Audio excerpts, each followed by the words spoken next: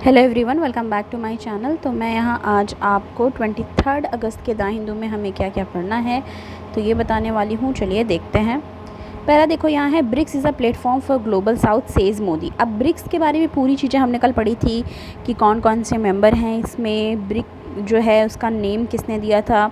ठीक है, आपको ये सारी चीज़ें शॉर्ट नोट के ज़रिए मैंने प्रोवाइड कर दी थी, ब्रिक से रिलेटेड सारी चीज़ें। ठीक है, साउथ अफ्रीका लास्ट में ऐड हुआ ये, और कौन सी कंट्रीज़, मतलब सारी चीज़ें इसमें डिस्कस हमने कर ली। अब यहाँ पे आज जो कहा जा रहा है, BRICS is a platform for global south. कहा जा रहा है कि जो ब्रिक्स है वो प्लेटफॉर्म है ग्लोबल साउथ के लिए। ऐसा किन्होंने कहा है? प्राइम मिनिस्टर नरेंद्र मोदी ने। तो उसकी बात करेंगे। प्राइम मिनिस्टर रीचेज जोहान्सबर्ग, तो वो जोहान्सबर्ग पहुँच चुके हैं। Take part in leader retreat attend by president Xi Jinping, Lula da Silva and साइडिल। ठीक है, तो ये लोगों से इन्होंने क्या किया, उन लोगों से ये मिले। तो पिक्चर में भी देखो दिखा रहा है यहाँ पे। ठीक है, and Vladimir Putin to join via video conferencing. तो वीडियो कॉन्फ्रेंसिंग के जरिए पुतिन जो है वो क्या करेंगे, जुड़ेंगे, क्योंकि रशिया भी इसका पार्ट है। ठीक है, आर है ना यहाँ पे। तो ये आपको Brazil, Russia, India, China and south Africa. तो ये आपको कल मैंने ऑलरेडी शॉर्ट नोट में करा रखा है।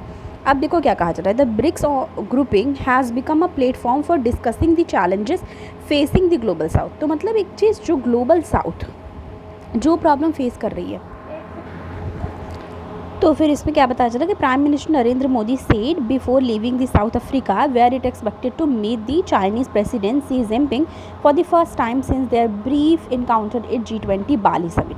तो बाली समिट में जो मिले थे, उसके बाद अभी ये मिलेंगे। ठीक है, किससे? चाइनीज़ प्रेसिडेंट से। और क्या कहा जा रहा है कि mister Modi who landed in South Africa waterproof air force base on Tuesday ahead of the BRICS summit to be held in Johannesburg. तो कहाँ होने वाला है ये याद।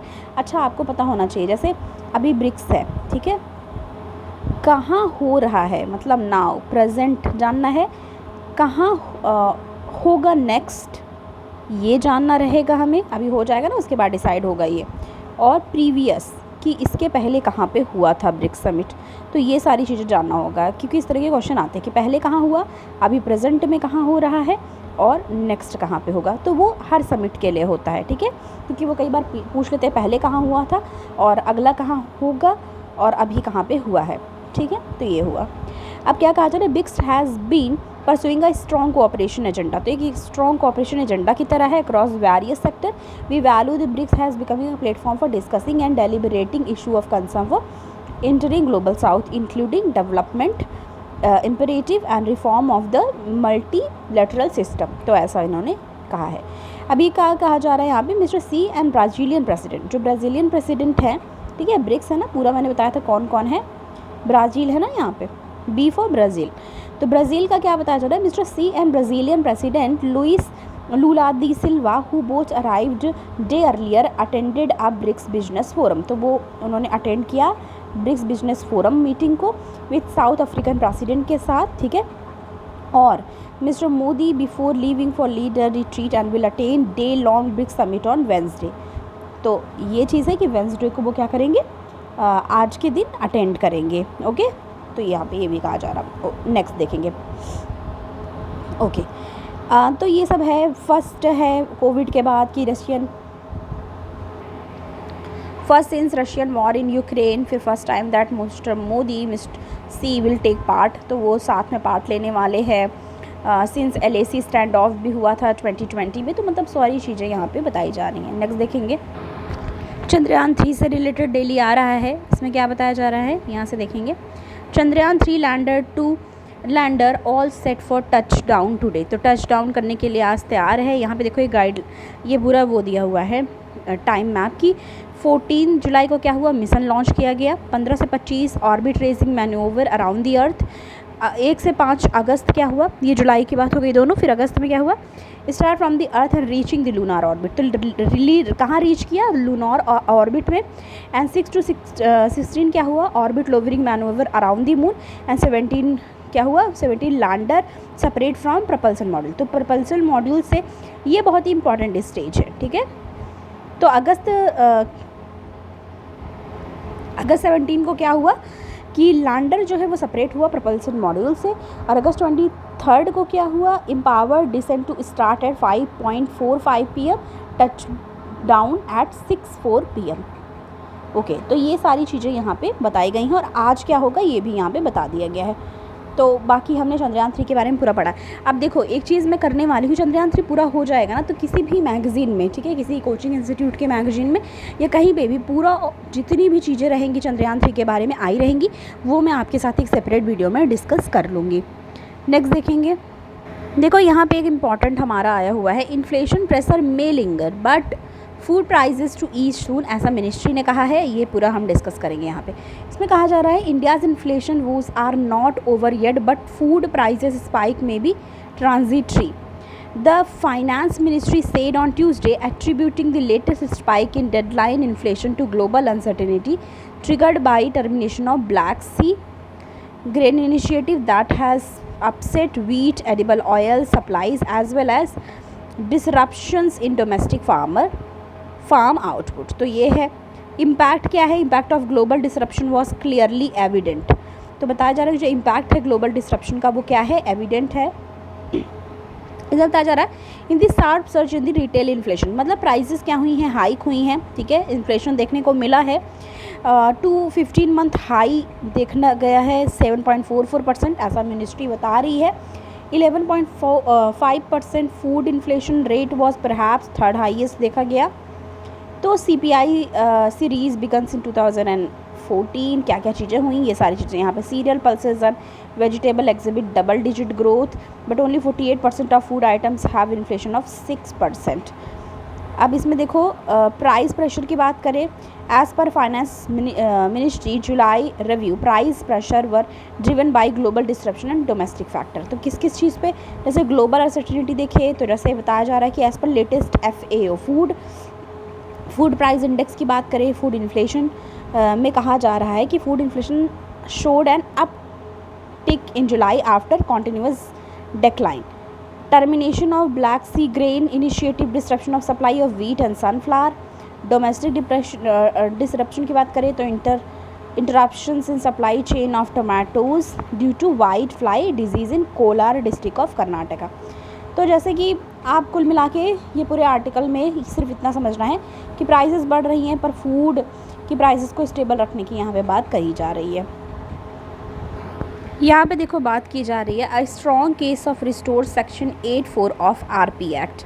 तो RP एक्ट के बारे में हमने बहुत बार पिछली जैसे 2022 में पढ़ा है, फिर से वही चीज़ें रिपीट हो रही हैं। आपको याद होगा lily Thomas case versus Union of India हमने डिस्कस किया था। तो इसमें पूरा क्या कहा जा रहा है ये देखेंगे। ये जो बताया है इस आर्टिकल के बारे में वो है PDT आचार्य, जो कि फॉर्मर सेक्रेटरी जनरल रह चुके हैं कहाँ के, लोकसभा के। अब देखो इसमें कहा जा रहा है कि Rahul Gandhi of Congress party was disqualified on been convicted and sentence to 2 year imprisonment in 2019 defamation case. तो 2019 के डिफेमेशन केस में, ठीक है, उनको 2 साल की सज़ा हुई थी।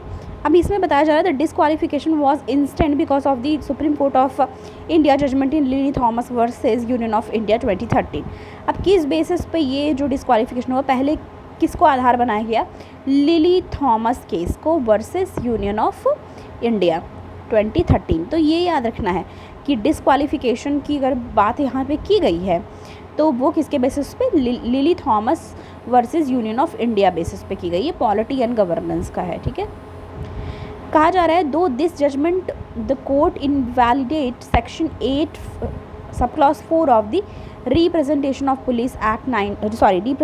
Peoples act 1951 which had allowed 3 month period within which appeal, ठीक है, 3 month का पीरियड होता है अपील के लिए।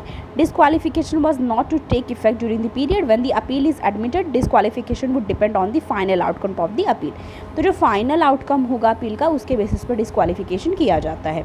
ओके, अब यहाँ पे एक चीज़ बताई जा रही है, section 8 sub clause 3 of representation of people act की तो बात की गई है। इसमें कहा जा रहा है टॉप कोर्ट से, टॉप कोर्ट यानी कि सुप्रीम कोर्ट ने क्या कहा, article 102 sub clause 1 does not create any difference. कहा जा रहा है कि article 102 sub clause 1 does not create any difference between sitting member and candidate so far as disqualification is concern. एक तो ये है case with no sound legal basis. The judgment in the Lily Thomas case which invalidate, वो invalidate कर देती है section 8 sub clause 4 को, representation of peoples act can play havoc with the career of sitting legislator. तो मतलब एक चीज़ यहाँ इसमें याद रखनी है, कुछ चीज़ें, जैसे डिस्क्वालिफिकेशन के लिए लिली थॉमस केस याद रखना है आपको, रिप्रेजेंटेशन ऑफ पीपल्स एक्ट याद रखना है, सेक्शन 8 सब क्लॉज 3 आता है तो आपको याद रखना है कि डिस्क्वालिफिकेशन यानी कि आरपी एक्ट से रिलेटेड है। ओके, इस तरह की चीज़ें आपको यहाँ पे याद रखनी होगी।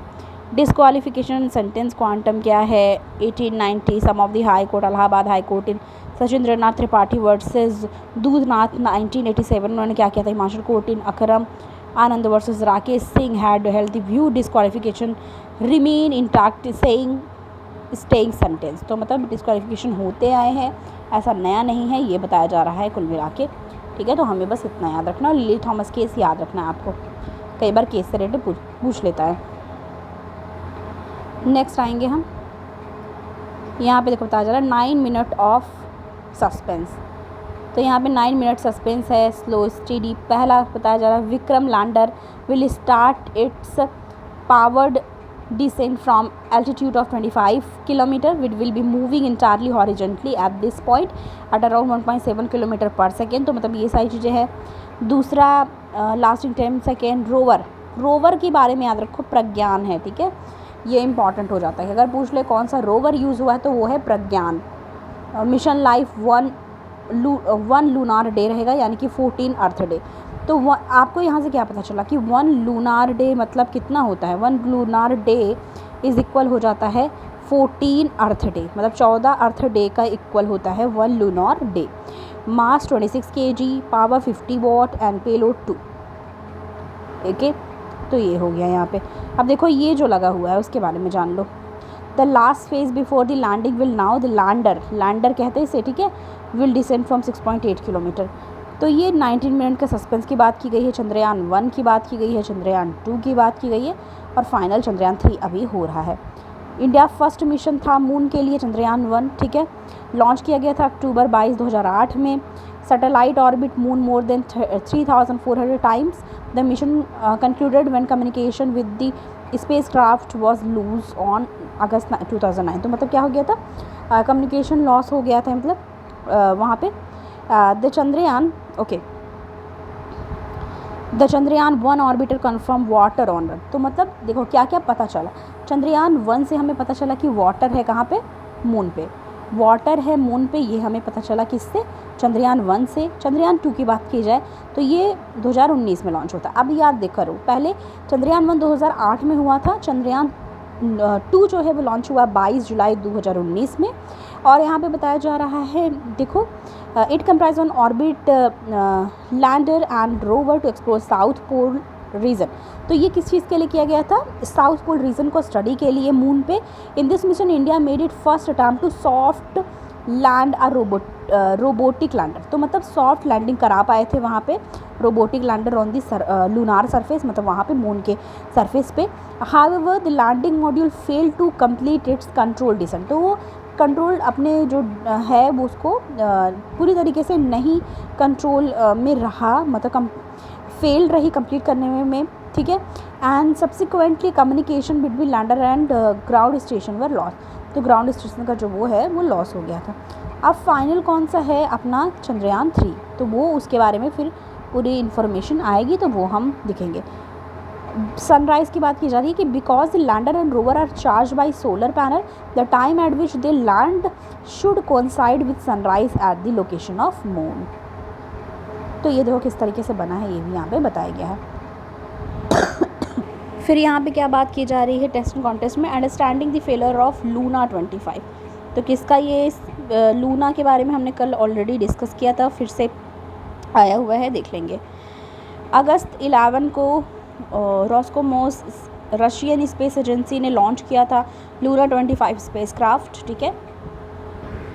ये यहाँ याद करो, whatever technical reason Luna 25 failure, it's clear Russia is falling behind this is going to the moon. तो ये चीज़ याद रखो, और किसका है ये याद रखो, रशियन स्पेस एजेंसी ने लूना 25 लॉन्च किया था और वो फेल हो गया टेक्निकल इश्यूज़ की वजह से।